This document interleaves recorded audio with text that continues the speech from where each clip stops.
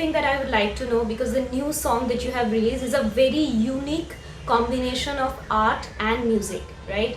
So tell us a little more about when did you conceptualize the idea and how the collaboration happened? Yes, I take pride in saying that it is, in fact, India's first art and music collaboration or music video, so to say.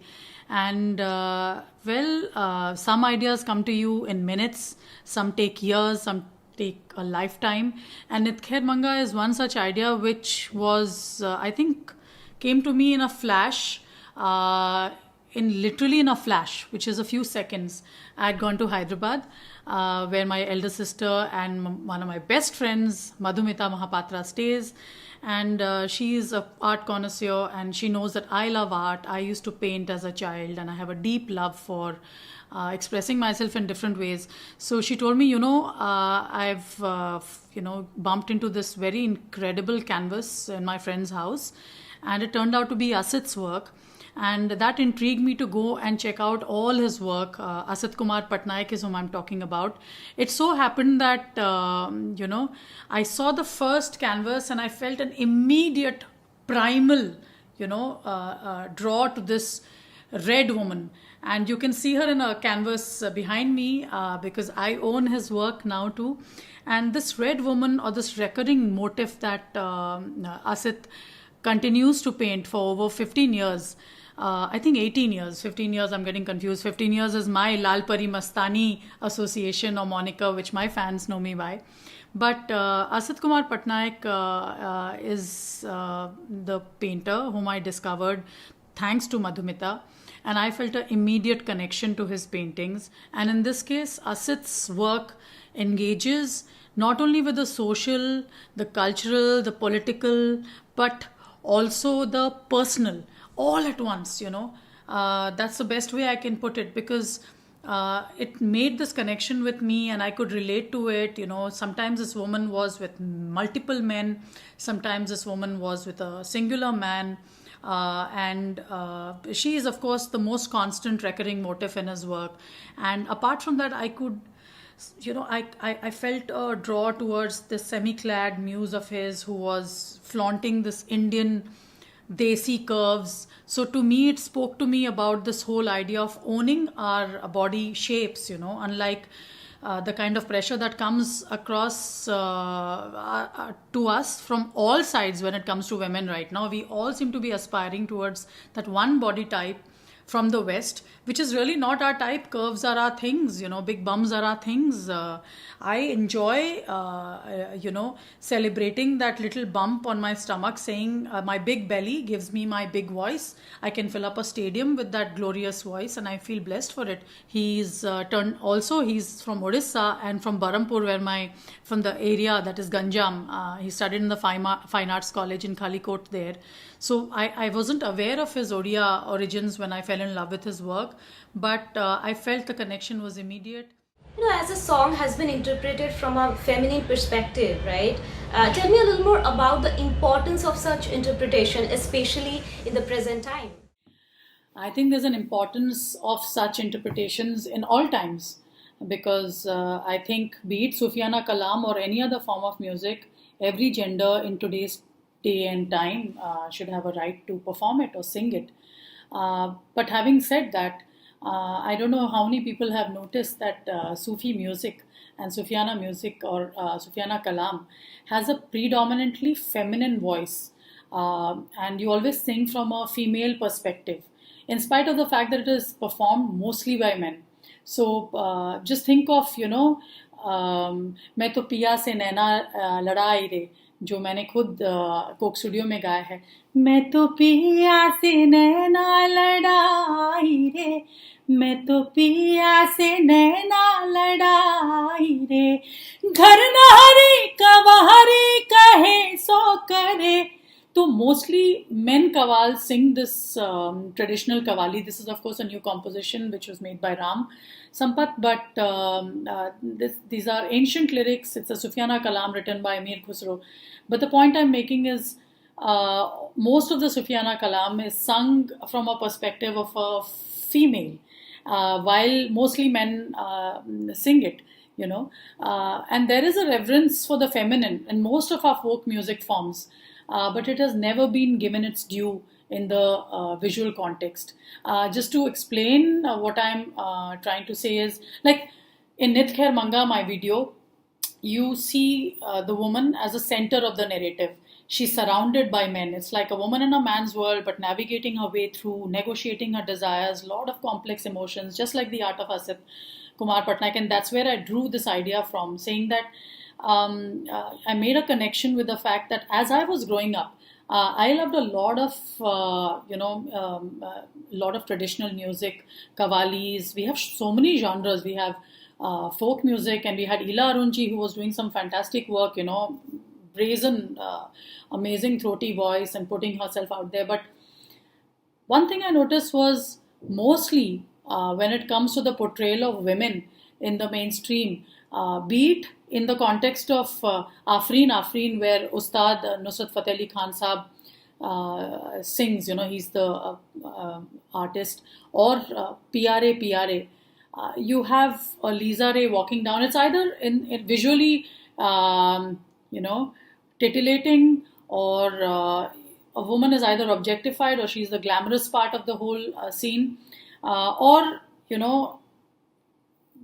there was also an association of a folk voice, a throaty voice has to be either singing an item number or seducing someone, lustily, because those were the associations. And there's nothing wrong with that, but it cannot be the only association we have. So the portrayal of women when it comes to the folk arts in our popular culture, I think has been very pigeonholed, very limited. So I thought this was an opportunity for me to portray a woman as the center of the narrative. She's surrounded by men, and they are bare torsoed. And in fact, I was joking during the making of the video that, is this a reverse objectification? Because while I'm scantily clad like Asit Kumar's muse with a blouse and that Indian desi thing, but the men are almost completely bare. And there were very few men with such bodies, so we chose mannequins. By the way, that's the reason why I chose mannequins. Sona, this is not the first time. Earlier also you presented your version, your rendition of traditional songs, like Rangobati was definitely one of them, and that was like widely accepted and celebrated. What I was wondering is that what do you think? Do you believe that this is one of the way for the younger generation to get access and feel connected to their root through the modern rendition of the traditional songs, like folk songs or traditional Sufi songs? How do you look at that? How do you think that is the responsibility that you have as an artist to present your rendition of the traditional lyrics, traditional bandish? It's not the only kind of music I do, for sure. But yes, I take pride in reinventing, in a sense, reinterpreting some classics. And in fact, presenting the kind of, be it folk music or be it Sufiana Kalam, be it other genres. The whole idea of reinterpreting it and presenting it in a soundscape which is fresh and new age, I think helps us bridge the ages and helps us present music and keep, in a sense, our heritage alive with the new generation. Yes, and I do my music, do such music to be relevant as an artist, apart from all the original compositions that we also put out. I love young people. I love being surrounded by young people. My whole team is full of not even millennials. I have understood that they are Generation Z. They amaze me, but they infuriate me also in equal measure, let me add. And the other thing I do notice, as somebody who is observing my environment very keenly, I travel a lot, I watch things, and I'm constantly absorbing from a lot of the young people around me. And I do notice that there is a cultural drift from our roots, and it is getting larger every day. There is a whole segment, especially in urban India, that seems to look westwards for all their inspirations. And while there is, again, I'm a global citizen myself, I would think, but at the same time, I take great pride in understanding, my roots, flaunting my roots, knowing that that's what gives me my unique identity. And culture is about music, art, and such, and not everything else that the polarized social media in particular seems to be fighting about, and our political space seems to be full of right now. And my way of helping reduce this gap, or this cultural gap that I see around me all the time, is by getting such music out from a brand new perspective. And I believe my reinterpretation of these classics, be it Rangabati or even Nilamani. Nilamani is a release I put out a couple of weeks ago during the cyclone Amphan, saying it's my ode to the East, it's my ode to Odisha, which has a very, very, very rich culture of music, which hasn't seen as much of celebration in the mainstream. We only seem to hear a lot of Punjabi sounds in the mainstream. So it was my way of saying, let's focus on other parts of the country too. And Nilamani was my ode to the East and Odisha. And now Nit Khair Manga is also a response to that concern, saying that all good music is valid and should find a space in our popular culture, in our mainstream. So I guess that's about it. Okay, I have to ask you this because this is so important. You are the diva on stage, all right? So tell me now that in coming few years at least, social distancing is definitely going to be a part of our culture, our daily life. How are you gonna deal with the fact that there is not gonna be so many live gigs and live concerts where you're gonna get a chance to interact with your fans and perform in front of them? Like, the live gig scene is definitely gonna get affected in coming few years. So how are you planning to deal with it? Well, it's turned my life upside down for sure. It's put a whole industry out of work. Not only musicians, but technicians, stage, light, sound people, creatives, management agencies, event agencies, everybody who works on the live circuit. They're all facing the worst possible scenario in at least the next year, and I'm being optimistic when I say that. My concern is not just for myself, but for the overall creative community. And while we will definitely innovate, I sincerely hope that the central and the state governments also start engaging with us as an industry and addressing our concerns. We don't need bailouts. We understand that in India there are too many other, there are communities of have-nots that need attention. But we need to be seen as professionals and entrepreneurs and small business owners who are facing an unprecedented challenge.